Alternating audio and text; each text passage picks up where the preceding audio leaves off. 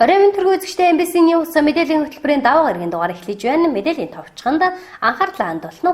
Урд арсанд хөлчөргөсн эцгэхээс болж хүүхдийн эрх зорчигдож байна. Зүүн ангал суманд өвлжилт өнтөө сайхан болж байна. Улс аймаг жилэтсийн мал тоолгын үржилсэн дүнгээр 3,279,300 толгой мал тоолголоо.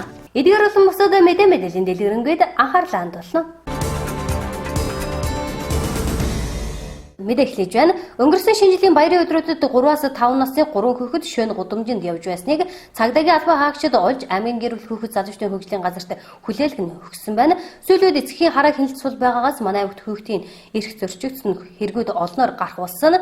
Амгийн гэр бүл хүүхэд залуучдын хөгжлийн газар нь 2019 онд хүүхдийн эрх зорчигдсон 28 зорчил дээр ажилласан бол 2020 он гараад 6хан хонж байхад хүүхдийн эрх зорчигдсон 6 хэрэг амгийн гэр бүл хүүхэд залуучдын хөгжлийн газар дээр бүртгэгдэн шалгагдаж байна.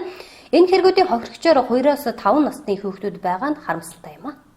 Өнгөрсөн шинэ жилийн баярын өдрүүдэд аймгийн гэр бүл хүүхэд залуучуудын хөгжлийн газар нь хүүхдийн эрхийн зөрчлийн шинжтэй хэрэг дээр аймгийн цагдаагийн газартай хамтран ажилласан байна. Баяр ёслолд хэд их анхаарал өгч хүүхдээ гэрт нь хараа хяналтгүй орхих, айл дүлдэх, хоол хүнс, дулаан хувц хундраар дутмагдуулах зэрэг зөрчлүүд ихээр гарч байна.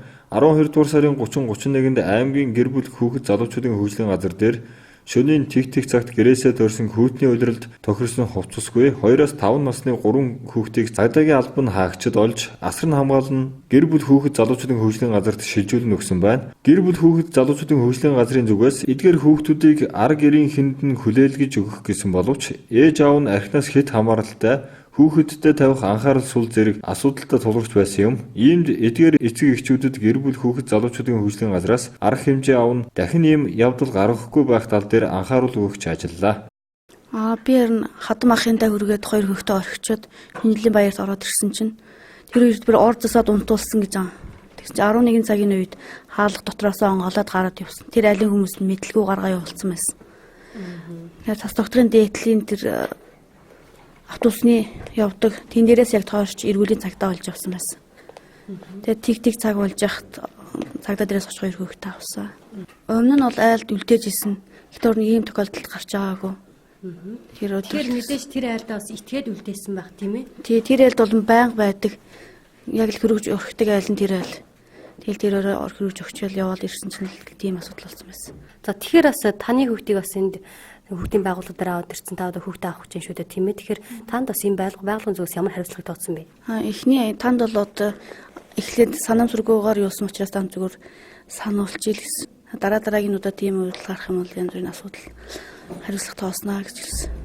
За та одоо яг хэдэн хүүхдтэй хүн бэ? Таны хаяг хажууд сууж байгаа хүн чинь танд ямар буруу үлгэр дуурайллыг үзүүлж байгаа юм? Би өөрөө 4 хүүхдтэй ингээд 4 хүүхдтэй хамт ингээд амбал тавуулаа амьддаг. Тэгээ яг миний хажууд байгаа сууг нь одоо намайг уруу татж ийн гэж хэлэхэд бас хэцүү. Би тэгс бас хүнийг удлаа ярмааргүй байна. Яг нэг хэсэгтээ битэр нийлж авч идэж уусаа. Тэгээ сүлдээ би хүүхдний ийм байдалд ороод энэ байгууллага дээр бишсэн. Ингэхгүй таны хүүхэд ямар байдалд орсыг тодруулж хэлвэл. Ингэхгүй нөгөө нэг багийн олох 5 зөв тулахгүй юу? Тэгэхээр би нөгөө бас жоохон олон нийтийн газар очих боломжгүй болцсон болохоор нэг бэлэг очиод авах гэж бодоод 2 охины уулзахгүй юу? Тэгээ нэг ах их хоёртой хамт ингээд үнцэндээ тэр айлын авгаа залуу ирэхгүй юу? Тэр хоёрыг дагалдуулаа ингээд дөрвөлнгийн явуулчихлаар нөгөө баг нь болохоор шээ нэгж гараад энэ чандам 2 гэдэг дэлгүүрийн тэнд явжод 2 цагтад таарсан юм байл. Тэгээд тэргээрээ энэ байгууллага дээр ирсэн. Тэгээд нэг хоноод би маргааш нороо 6 өнгөрч явахад хүнтэй ирж уулзаад авсан. Тэгэхээр бүхлөтнөөс нэг хоногийн дараа хүүхдээ ирж авсан байх шүү дээ. Тэгэхээр хүүхд чинь ирэхгүй хаа таны сэтгэл санаа зовхгүй юу? Зовсоо. Би тэр энэ гүн одоо тэгт миний ажилд байсан. Тэгэхэд би шөнжин галт унсан. Тэгээ би шөнжин галт үлэл суугаад хоноол өгдөө би энэ байгууллага би мэдхгүй учраас би цагдаа орсон. Ийм байгууллага хаана байд юм бэ гэсэн чинь энэ манайтай ойрхон та уршаа эргээл явж тэгжэл уртд таарна гээл тэгээ би уршаа эргээ явж байгаа л энэ скайлын дэвээс орж асуусан. Манай уртлын айлга байд юмаа гэж хэлэл би нааш орж ирж мандал сүрэнгуутаа болцсон. Тэгээд уулзаад за чи явжээ. Би чамайг уцаар дуудаж уулзъя гэсэн. Тэгээ наа 3 цогт уцаар дуудаж уулзсан. Тэгээ би үнтэй орой бараг 3-аас бараг 6 хүртэл янз бүрийн хэлбэрээр ойлоо ярьсан анги надад янз бүрийн хэлбэрээс ойлгохтойгоо надад хэлсэн. Та тэгэхээр бас одоо 4 хүүхэдтэй хүн гэж байна шүү дээ тийм ээ. Тэгэхээр яагаад ингээд заавал найз авч ирлээ гэдээ яагаад архийг нугаад идэх юм бэ? Үгүй байж болдоггүй юм уу? Уг нь тэр бол миний буруу. Би бол тэргээ өөрийнхөө буруу гэдэг мэдсэн. Тэгээд энэ хүнтэй уулзсанаас би тэр өдрөөс хойш би арх гэдгийг амсаач би шинэ жилийнхаа нөгөө нэг шампанс гэж буугаагүй. Энэ хүн одоо хажууд яг шинэ жил гэсэн үнийн хүн. Би яг хажууд нь яг л суугаад би энэ хүмүүс итгэл алдахгүй би шампанс ч самсахгүй гэж хэлээд суучихсан. За тэгэхээр ямар ч гэсэн та бол ухаарсан юм байна тийм ээ. Энэ найз нөхд нь ингээд архиуя хамт гарыг гэсэн тохиолдолд та бол хизээч бол архийг уухгүй 4 хүүхдээ бодоод уухгүй гэж ойлгож болох юм байна. Болно. Би уухгүй. Энэ хүмүүс итгэлийг хизээч алдахгүй гэж. Ер нь бид нэр хүүхдээ л бодмоор юм байлаа. Эмэгтэй хүмүүсээ бит. Хүүхэд хамгаалал гэдэг нь бэлгийн, бие махбод, сэтгэл санааны зэрэг аливаа дарамт, үл хайхрах явдлын улмаас учрах хор хөнөөлөөс нийгмийн бүхэл орчинд хамгаалахыг хэлдэг. Увс аймгийн гэр бүл хүүхэд залуучуудын хөгжлийн газар нь 2019 онд хүүхдийн эрх зөрчигдсөн 28 зөрчилдөр ажилласан бол 2020 он гарснаас хойш 6 зөрчил шалгагдаж байгаа бөгөөд үүнээс үзэхэд баяр ёслолын үеэр хүүхдийн эрх зөрчигдөх гэмт хэрэг ихээр гардаг болох нь мэдэгдэж байгаа юм. Энэ хэргийн ард ихэвчлэн 2-5 настай хүүхдүүд хохирон үлдэж байгаа нь харамсалтай. За 2019 оны 12 дугаар сарын 20-ны өдрөөс эхлээд мэдээж Усан аймагт шинэ жилийн баярын өдрүүд үргэлжилсэн байгаа. Энэ шинэ жилийн үргэлжилсэн баярын өдрүүд дээр мэдээж тусгаалсан чиглэлийн үр хөвхий байгууллагууд маань нэмэлт одоо хүч уртсгсан цагаар ч юм уу шөнийн эргүүл хийж ингэж ажилласан энгийн чиг үүрэгтэй гэр бүл хүүхдийн эрхийг хамгаалдаг байгууллага гэдэг гэр бүл хүүхд залуучуудын газар манай зүгээс бол хүүхд хамгааллыг үйлчлэхийг хүссэн тохиолдол болгон дээр хамтарч ингэж ажиллалаа. За ингээд ажиллаж байгаа хавцад бид нар хүүхдүүд үйлчлэгээ явуулдаг сургалтын байгууллагууд гээд бүхэл газрууд дээр хяналт тавилаа. 19 цагаас хойш үйл ажиллагаа явуулахгүй байх, хаалгуудаа барих, тэгээд зочид буудал, баар зингээний газрууд, караоке тэрэнд бол насан туршийн хүүхдээр үйлчлэхгүй байх, мөн насан туршийн хүүхдийг ямар нэгэн газар ажил хөдөлмөр эрхлүүлэхгүй байхтай холбоотойгоор ингэж хяналт тавьж төрийн одоо хяналт шалгалтаа хийж ажиллалаа. Тэгэхээр өнөөдөр 31-ний өдрүүдэд 3 хүүхдийг аргалз хөнгүүгээр шөнийн цагаар явж явахт нь ингэж авч цагдаагийн байгууллагын алчнууд шөнийн эргүүлүүд олж авч асран хамгаалах харгалзан дэмжих хүнд нүгсэн асран хамгаалах харгалзан дэмжигч хүмүүс нь байхгүй тохиолдолд хамгааллыг үйлчлэгээ хүсээд хамгаалах төвд хонуулсан гэсэн ийм үйлчлэгийг бид нэр үзүүллээ. Тэгээд ерөнхийдөө бол баяр наадам болох үед бол эцэг эхчүүд баяр наадамдаа оролцох цагтаа оролцолгүй яах вэ мэдээж те. Ингэхдээ хүүхдийн аюулгүй байдлыг хангахгүй бол өнөөдөр хүүхдүүд өөрсдөө эрсдэлд орох тийм алхмыг хийж байна. Жишээлбэл одоо нэг ээж нэг гэр бүлийн асуудал байна л да. Хүүхдүүдээ баяр наадамд явахдаа төрсөн ахындаа үлдээсэн байна. Тэгэхэд хүүхдүүд өөрсдөө энэ хальт хонмооргүй байна. Аав ээж ирэхгүй оройлооч гэдэг юм уу айлын одоо төвчсөн байсан хаалгыг онгойлгоод гараад авсан байна шүү дээ. Шөнийн тэг цагт. Тэгэхэд нөгөө хонуулж ирсэн хүүхдийг асран хамгаалах харгалзан дэмжиж байна гэд үлдсэн хүмүүс нь гараад авсныг мэдэхгүй. Хэрвээ шөнийн цагаар шөнийн тэг цагт 31-ний орой шөнийн эргүүлээд тэр үнэхээр эргүүл хийж байгаа хүмүүс маань чанартай бүх одоо хариуцсан газрууд дээр ингэж яваад хаана ямар харанхууд ямар хүүхэд явж байгаа энэ тэр хүн согтуу хүн унсан байна уу явж гэнэ үгүй юу гэд тэр болгон дээр хяналт тавьж ингэж шин сэтгэлээсээ өөргөө гүйцэтгэгээгүй байсан бол өнөөдөр одоо 3 насаа 5 настай хүүхэд маань хүлдэх осгох цаашлаад эрүүл мэнд амь насаа алдах тийм аюул учрах байлаа. Дээрээс нь 30-ны орой бас 21 цаг үед 6 настай хүүхэд маань бас малгай байхгүй бэлээ байхгүй дотроо нөгөө багийн шинжилд яваад ирээ гэдээ ээжнээ уулзахаар гоё тийм эрийн хөөрхөн палаж өмсөд тэр палажин дээрээс ингээд өөрт нь томдсон нэхид элэмссэн. Тэр нэхийн үлрээс хүүхдийн биед халдамж байхгүй. Тийм хүүхдийг бас ингэж эргүүлийн цагтаа наруулж авч яасан асуудал юу байна вэ гэхээр хүүхдийг хүлээж авах ээж аав байхгүй байхгүй юу хамгийн гол нь тэр гэрт нь яваад очиход бол архицсан согтуу хүүхдээ хүлээж авах боломжгүй мэдээж эн чинь төрийн цагдаач бай хүүхд хамгааллын хинч бай согтуу хүнд хүүхдийг заа чиний хүүхдээ чи аваад ирлээ та согтуу байгаа мó заа хүүхдээ аваад үлдэж хэлж чадахгүй шүү дээ тэгээд хүүхд хамгааллын үйлчлэг хүссэн одоо энэ хүүхдүүдийг яах вэ тэнд өгөх вэ.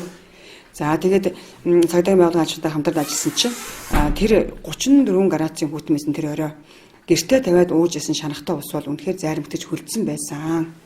Тэгэхэд ээжийн хажууд бол 3 настай хүүхэд өөрт нь унтчихсан. Гэхдээ тэр ээж бол унтж байгаа. Архиугаад ингээд яасан хүн унтж байгаа. Хүүхэд бол унтахгүй байгаа шүү дээ. 3 настай хүүхэд. Тэгээ хүүхдийн тухайн үед бол бид нар эцэг их асран хамгаалагч нь те хүүхдийн хажууд одоо ёс бүс үг хэлэх ч юм уу хүчирхийлэл үлдэх болзошгүй эрсдэлтэй тийм нөхцөлд бол нийгмийн ажилтан буюу хүүхдээ ирэх юм байсагч хин нэгэн хүний одоо зөвшөөрлөг авахгүйгээр хүүхдүүдийг аваад хамгаалах тийм үүрэгтэй байхгүй юу хүүхд хамгааллын хуулиараа тухайн үед бол бид нэр хүүхд 3 настай хүүхдийг гэрээс нь авах гэж очисон эргэж дахиад очисон 3 дахь удаага очисон харин ээж сэргэж ирсэн. Харин юу зүгээр ээж за би нэр үнэхэр хүүхдэд гал түлж өгөх юм байна. Одоо миний хүүхдэд ирэх ёстой гэдэг галаа түлж эхэлсэн. Энд байдал дээрээс бол эмэгтэй хүн ямар байх ёстой юм. Монгол эмэгтэй хүн өнөөдөр ээж хүн ямар үүргээ биелүүлэх ёстой юм. Тэгтэл одоо энэ орон нутагт ямар эмэгтэйчүүд хүүхдийн ээж болж амьдраад байна. Хүүхдийн хажууд яагаад архитан согтурал байж байгаа юм? Яагаад үл хайхрал байж байгаа юм? Яагаад тийм хинэггүй тийм санаатай үйлдэл байж байгаа юм бэ те? Энэ болгон дээр бид нар асуудал хөнднөө. Тэгээд одоо хариуцлага алдсан гэдэг байдал дээр зөрчлийн хэрэг үүсгээд ингээд шалгаад явж байгаа юм асуудууд байгаа. Хүүхдийн гол хүмүүжил болоод аюулгүй амар тайван амьдралын үндэс нь гэр бүл байдаг. Гэр бүлийн хүчирхийлэлд өртсөн хүүхдийн ард архинаас хамаарал бүхий аав, ээж, гэр бүлийн гишүүд байгаа нь харамсалтай. Иймд эцэгчүүд хүүхэдтэй тавих хараа хяналтаа сайжруулж хүүхдэд тохиолдох аливаа гэмт хэрэгээс урьдчилан сэргийлэхийг аймгийн гэр бүл хүүхэд залуучдын газраас анхааруулж байна. Дараагийн мэдээ. Энэ жил аймгийн нийт нутагт үйлжилт өнтэй болж байна. Зүй хангаас суманд үйлжилт урд жилүүдээс дулаахан өнтэй сайхан болж байгаа бөгөөд тусам үйлжилтийн бэлтгэл ажлыг хангах хүрээнд 2500 боодлоос 100000 улаан хивэг нийтдээ 20 сая төгрөгөнд үйлжилтийн бэлтгэл ажлаа хангажээ. За зүй хангаас суманд ерөнхий үйлжилтийн байдал бол зөвхөн гайгүй төлөвтэй байна. Одоогондоо. Арлууга манайс нэг арлууга нэг яхан зас яадгийн. Тэгээд арлууга яхан застаа өөртөө бол гайгүй байна. Дулаахан сайхан үйл болж байна. Ер нь урд жилүүдээс бол энэ арцсангүй сайхан үйл болж байна. Гайгүй. За үйлчлэлийн бэлтгэл ажлыг хангахаар манайхаа 2500 бодол өс авсаа. За фондонд одоо байж байна. За 100000 төгрөнд улаан хивэг арж хөрөнгөлсөн байгаа. За тийм үйлчлэлийн бэлтгэл ерөнхийдөө нэг 20 сая төгрөгөнд бэлтгэл таасан. Яа. Зүй хангаас сумандас ойр нутгаас отор нүүдэл хийж ирж байгаа сум байна уу? Зүй хангаас сумаас ойр сумууд руу отор нүүдэл хийж байна уу? За манайхаа суманд отор нүүдэл хийж ирсэн гаднаас нэг айл алгаа. Манай харин арын 18 өрх байдгийг. 18 өрх манай одон сумандаа ингээд харилдаг байхгүй. Тэгээд отроор гэж баруун түрүүн суманд нутаг газар усных нь юугаар баруун түрүүн суманд гэж бас нэг тийм отор гэж тиймэрхүү байдалтай байдаг. Гэхдээ нөгөө сумаар дотроо зорчоор ягаад сумаар гэдэг тосоор явуулдаг. За өөр гаднаас отор нүүдэл алуу байна. Одоогийн байдлаар хайрын сайхан байна.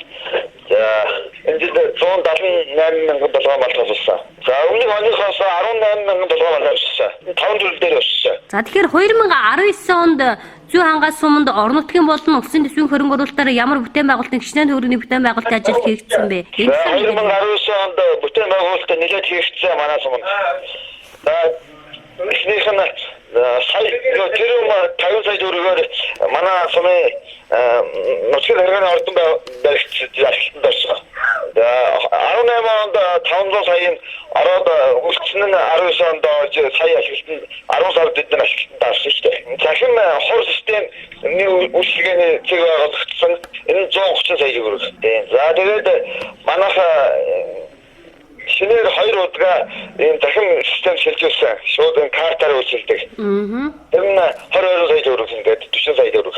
За цэцэрлэгийн их засвар 350 сая төгрөгөнд энэ жил тасалбар тавьсан. За ерөнхийдөө иймэрхүү бүтээн байгуулалттай байгаа. За тэгэхээр 2020 онд бас ямар бүтээн байгуулалтын ажил хийгдэхээр төлөвлөгдөн ажиллаж байна? За 2020 онд эмнэлгийн их засвар өргөцөл барихаар төлөвлөсөн.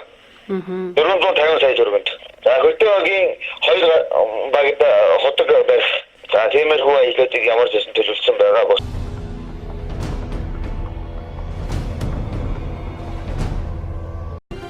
Монгол Улсын хүн ам орон сууцны ээлжид тооллого 2020 оны 1-р сарын 9-ээс 15-ны хооронд орон даяар нэгэн зэрэг явагдана.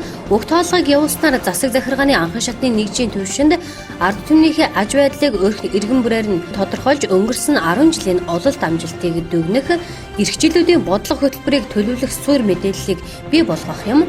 Хүн ам орон сууцны тооллогын тухай хуулийн 8-3-т заасны дагуу ээлжид тооллогын товсны өдрөөс эхлэн 7 хоногт багтаан явуулахар заасан байдаг. Уг заалтын дагуу хүн ам орон сууцны улсын ээлжид тооллогыг 2020 оны 1-р сарын 2 дахь 7 хоног буюу энэ сарын 9-өөс 15-ны өдрийн 22 цаг хүртэл мэдээлэл цуглалтыг явуулна. Иргэн та өөрийн нэрхийн бүртгэлтэй баг хороондоо хандан мэдээлэлээ хинэн баталгаажуулж тоолгондоо идэвхтэй хамрагдахыг үндэсний статистикийн хорооноос мэдээллээ.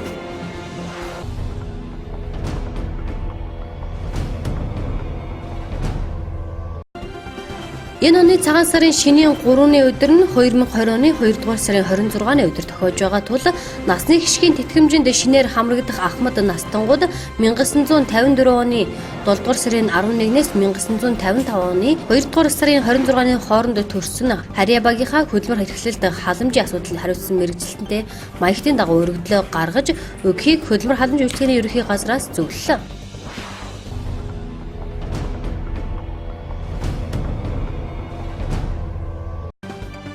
Хүн амын тоотой харьцуулахад байнга цусаа бэлгэлдэг донорын тоогоороо манай улс дэлхийд тэргүүлэх болсон байна. 20 мянган гаруй иргэн тогтмол цусаа хандивлаж бусдын намыг аврах үйлсэд хувь нэмрээ оруулж байгаа юм. Тэдний гавьяаг дэлхийн эрүүл мэндийн байгууллагаас үнэлж Монгол улсыг сайн дурын авлаггүй донорын орнуудын нэгнээнд оруулан баталгаажуулсан байна.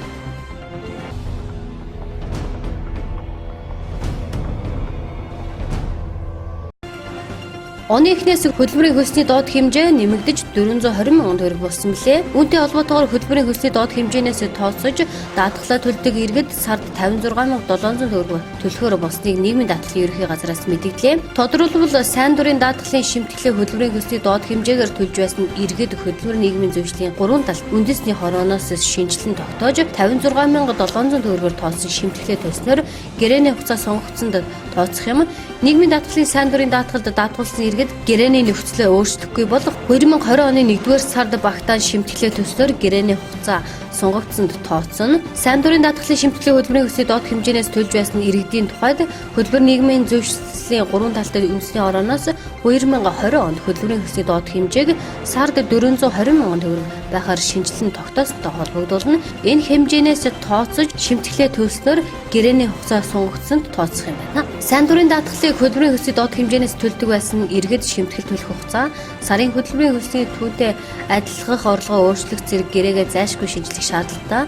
Иргэд түнчлэн анхудаа сайн дурын даатгалд хамрагдах бол харьяа нийгмийн даатгалын хилцтэй өөрөө биеэр очих шаардлагатай юм а.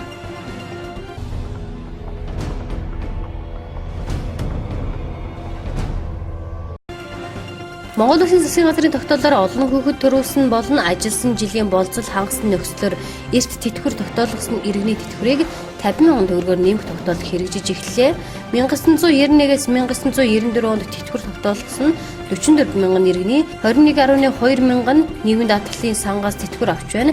Эдгээрийн 14.4 мянга буюу 68% нь олон хүүхэд төрүүлсэн нөхцлөөр 3.8 мянган буюу 18% нь ажилласан жилийн болцол хангасан үндэслэлээр эрт тэтгэвэр тогтоолгосон юм.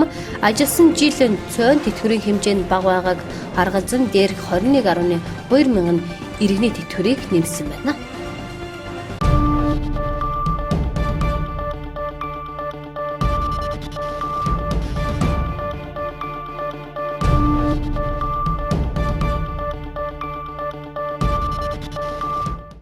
MBC News мэдээллийн хөтөлбөр тодруулгуулгаар үргэлжлэж байна. Өнөөдрийн тодруулгын зочноор аймгийн статистикийн хэлтсийн дарга тунгалаг оролцож байна. За тэгэхээр 2019 оны жилийн эцсийн малт тооллого 12 дугаар сарын 7-ноос 17-ны өдрүүдэд үргэлжилсэн. За тэгэхээр малт тооллогын маань үргэлжилсэн дүнгээр манай аймагаас гişний толгой малт тоолвол энэ талаар дэлгэрэнгүй мэдээллийг манай үзэгчдэд өгөхгүй юу? Эрхэм хэрэглэгч ард иргэд та бүхэндээ энэ өдрийн мэндийг хүргэе. За манай Увс аймаг бол одоо 2019 оны малт тоолгоороо 3 сая 279.3 мянган толгой малыг бол тоололсон байгаа.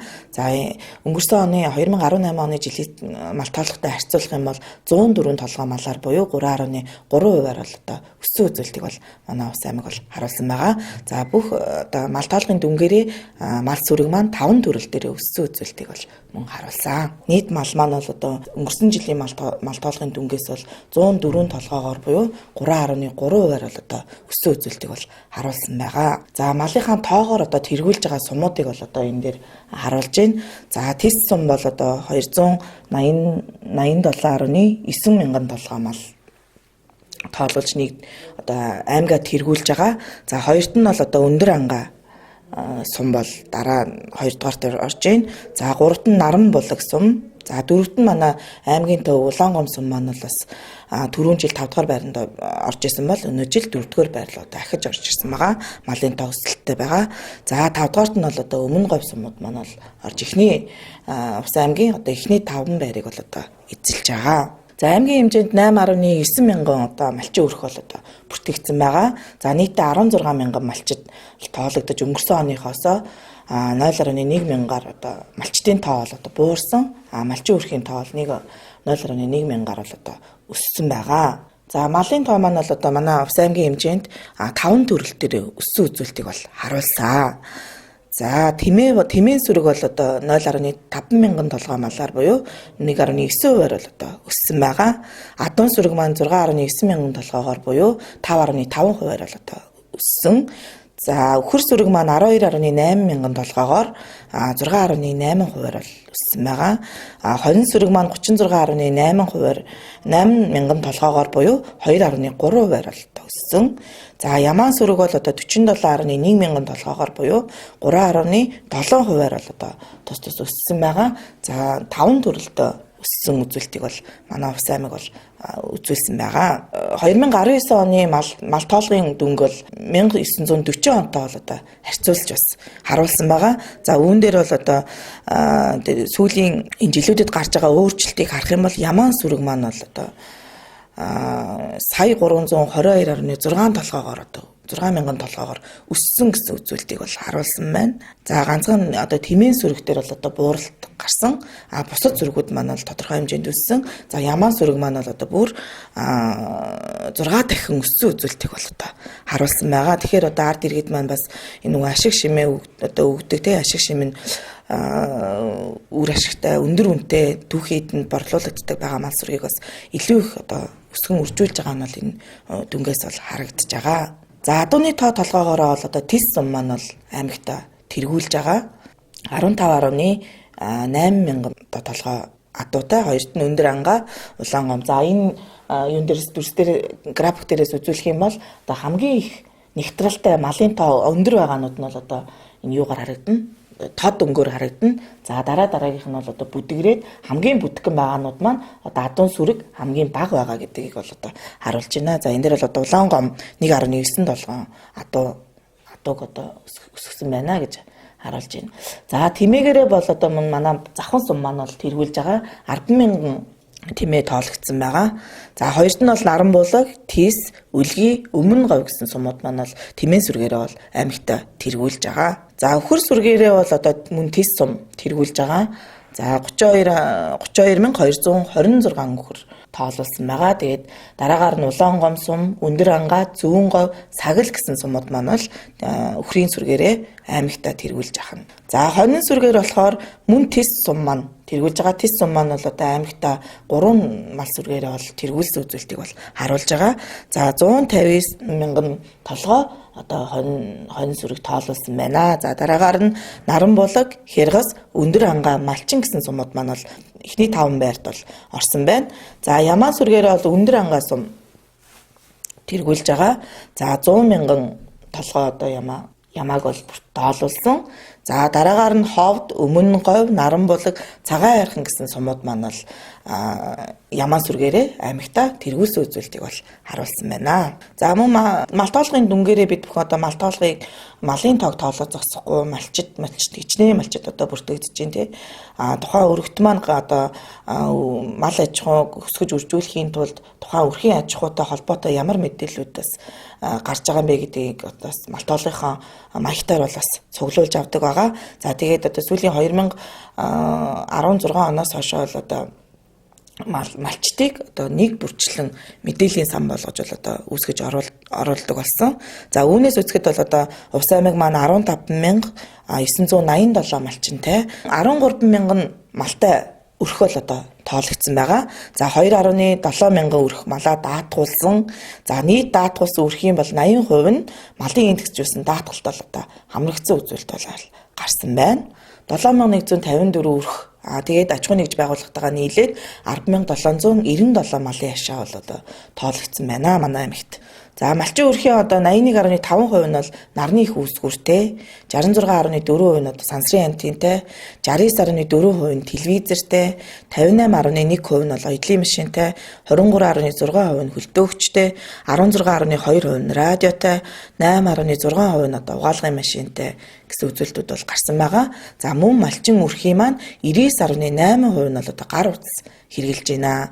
Малчид маань бүр нэг өргөн толгойн утас хэрэглээ зогсохгүй одоо хоёр ч одоо өргөн толгойн утасуудыг хэрэглэх боломжтой юм болсон байна. За малчин өрхийн одоо бүлгэлтийг бол өрхөөр нь одоо харуулдаг. За малтай өрхийн маань тоо бол одоо 13,037 болсон байгаа. Үүнээс 200 хүртэл малтай 7,5 мянган өрх бол одоо бүртгэгдэж тоологдсон байгаа. За 1000-аас дээш толгой малтай өрхийн тоог одоо байршлаар энэ дээр харуулж байна. За аймгийн хэмжээнд бол 1000-аас дээш малтай өрхийн тоо бол одоо 4449 өрх бол тоологдсон.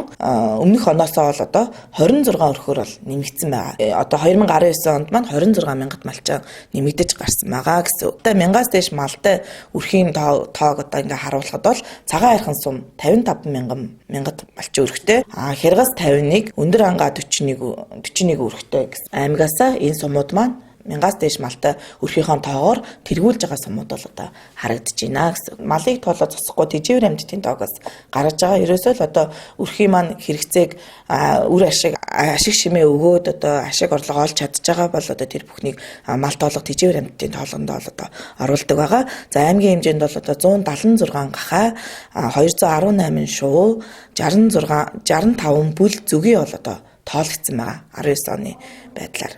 За тэжээвэр амьтдыг бол одоо 20 өрх нэг аж ахуй нэгж байгуулга бол одоо өсгөн үржүүлж байгаа байна одоо энэ байдлаар.